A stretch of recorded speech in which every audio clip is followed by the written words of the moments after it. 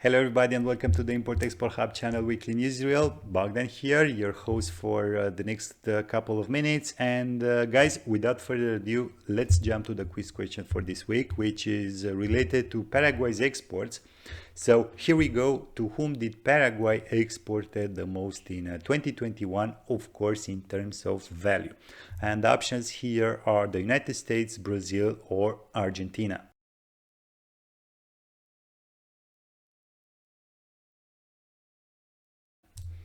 And the correct answer is Brazil with some $3.5 billion worth of exports. And just for your information, in case you're wondering what did Paraguay exported the most, well, more than a third of the total exports from Paraguay towards Brazil were electric energy exports, so quite concentrated if you ask me, which of course is not a good thing, especially for a landlocked country like Paraguay. But anyways, now moving on to my next topic, which is the Freightos Index. Well, despite the Black Swan event related to Ukraine and the Russia Federation, the index volatility is quite contained, if you ask me, and we have a modest 1.5% increase, which brings the overall index to $9,757. With big movers here in the North America East Coast to North Europe sub-index, who was up 19%, and China to North Europe one, who was down 4%.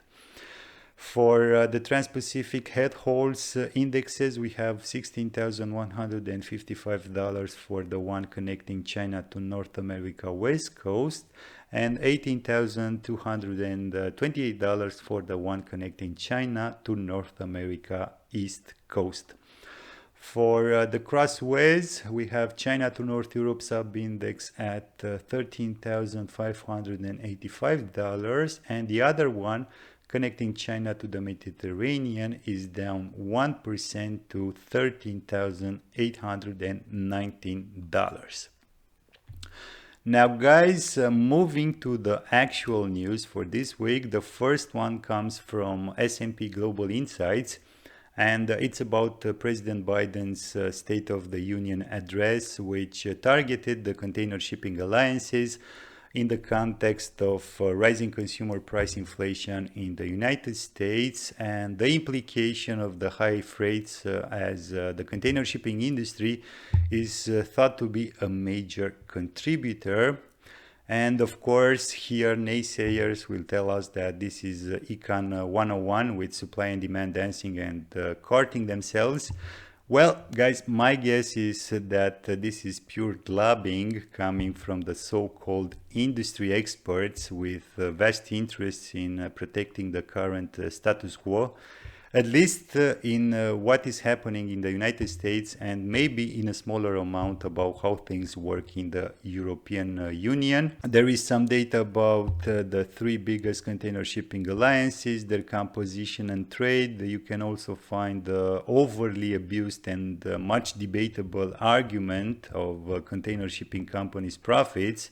So basically we have the same old ideas that we're hearing for quite some time now, so nothing really new about this issue. And of course, after President Biden's State of the Union address, the World Shipping Council, which is the lobbying group of the container shipping companies, didn't lose time and issued a statement in which, guess what, they are deeply concerned about the allegations related to the level of concentration, or I don't know, the uncompetitive industry. And here they are citing an article from freightways.com in which it seems that for the Trans-Pacific trade lane, competition rose with some 10 new entrants, but no word about the capacity they were deploying, if they are offering regular services or not. And most importantly, if you ask me, what kind of agreements do they have with the terminals in the ports of Los Angeles and Long Beach, where basically the alliance members are controlling almost everything in terms of terminals. And here, citing the EU Commission's findings is again a futile argument, if you ask me, and I'm sorry to say it, but the EU Commission on competition is still dormant. And guys, the ice on the cake is the pointing fingers approach that the World Shipping Council embarked, as it states that, and I quote here, Ocean carriers actively compete against one another in the global marketplace, including one on the shipping lanes most relevant for US trade. End of quote. So guys, if you ask me, this is a clear sign that their arsenal of arguments is getting depleted and they want to launch a final smoke barrier in order to stop this investigation going further. And again, on the topic of concentration index, dear World Shipping Council, could you please make available the reports of the self-assessments of the compliance with the consortia block extension regulation in which you're operating in the European Union? Or I don't know, and this is mostly targeted to the competition authorities all over the world. And here I will give you a report, a research paper that I found a couple of days ago, in which smarter people than me, we have here Olaf Merck and Antonella Teodoro to be precise, came with an alternative approach into measuring concentration liner shipping. This is a free resource, so I think I can give you some insights. So basically, the idea is that now the competition authorities from all over the world, especially those from the European Union and the United States, are using the so-called Herfindahl-Hirschman Index, or HHI, in order to assess the concentration index. And these two researchers are proposing new approaches closer to the current industry collaboration, and among them we have market share of consortia and independent operators, share of consortia exceeding combined market share thresholds.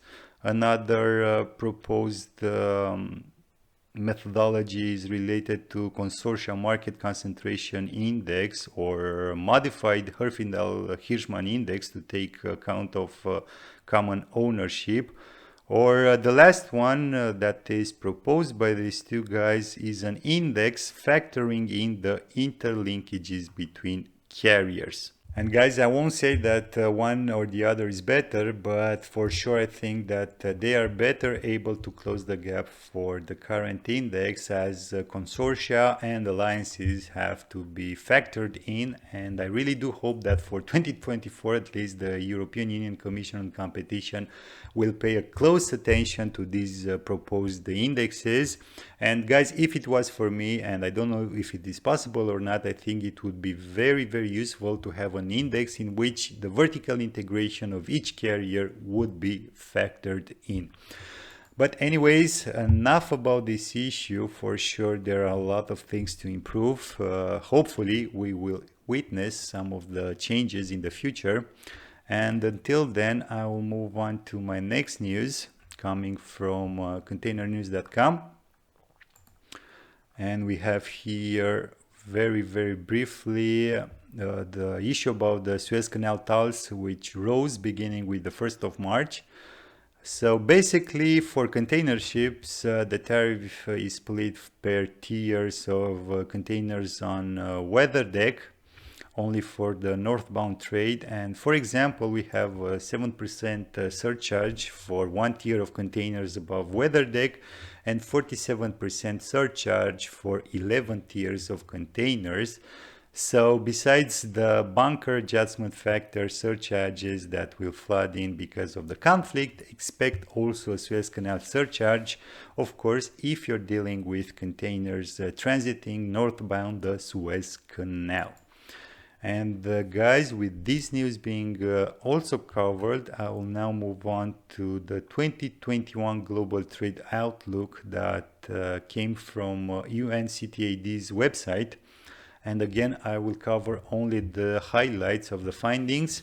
If you want to deep dive, you have the link in the description below this video. And basically, global trade continues to grow with some $28.5 trillion for 2021. Including here services and goods, an increase of almost 13% relative to pre-pandemic levels. The growth accelerating during the fourth quarter of 2021, with trading goods and services finally returning to their pre-pandemic levels.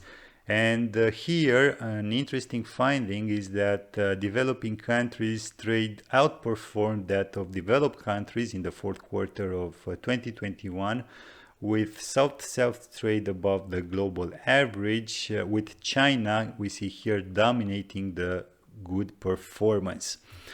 In terms of global trade outlook for 2022, there are five major factors to look at, and these are related to, I don't know, slower than expected economic growth. We have continuing challenges for the global supply chains, trade agreements, and regionalization trends, or transition towards a greener global economy, and of course rising concerns about debt sustainability. And now I might add, we have the conflict between Ukraine and the Russian Federation, which for sure will have implications in all the previously mentioned factors. And guys, I won't cover the trends in the major economies. Again, you have the link in the report in the description below. And now I will move on to my last news, which is addressed mostly to the EU importers or distributors, or I don't know, Chinese exporters. And it's about the notices of impending expiry of anti-dumping measures for, we have here hand pallet trucks originating from China, measure that will expire on the 1st of December 2022. And the other one concerns ceramic tiles, again originating from China, but this one will expire on the 24th of November, again 2022. So importers, distributors from the European Union, watch out for these measures and if they will be prolonged or not, so that you can make the best decision. And guys, with these two expiring notices being covered, my time is up. Thank you all for watching. I really do hope that you've liked it. And as usual, until next time, keep your business safe. Thanks.